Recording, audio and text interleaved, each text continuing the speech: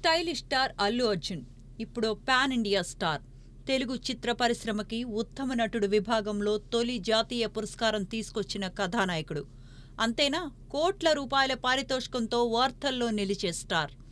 అలాంటి అల్లు అర్జున్కి ఓ నిర్మాత ఒక్క రూపాయి పారితోషికం కూడా ఇవ్వలేదట. ఇంతకీ ఎవరా ప్రొడ్యూసర్ అనుకుంటున్నారా?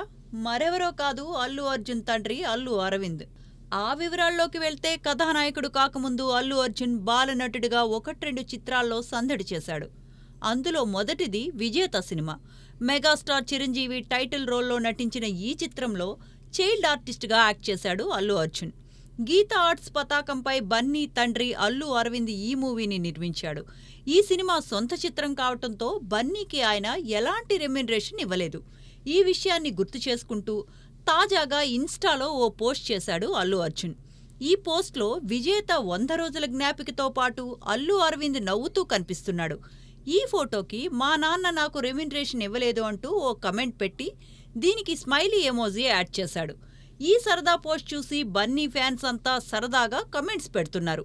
38 ఏళ్ల క్రితం నాటి చిత్రాన్ని గుర్తు చేస్తూ సదరు ఫోటోతో విజేత నాటి రోజుల్లోకి తీసుకువెళ్లాడన్నమాట బన్నీ.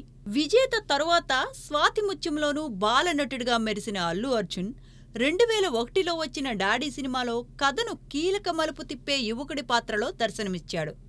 అటుపై గంగోత్రితో హీరోగా ఎంట్రీ ఇచ్చి ఆర్యతో బ్రేక్ పొంది సినిమాకి ఎదుగుతూ పుష్ప ది రైజ్తో పాన్ ఇండియా స్టార్ అనిపించుకున్నాడు. ఇక అదే చిత్రంతో బెస్ట్ యాక్టర్గా నేషనల్ అవార్డు కైవసం చేసుకున్నాడు.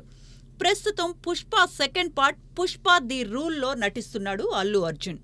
ఈ సినిమా 2024 ఆగస్టు 15న జనం ముందుకు రాబోతోంది.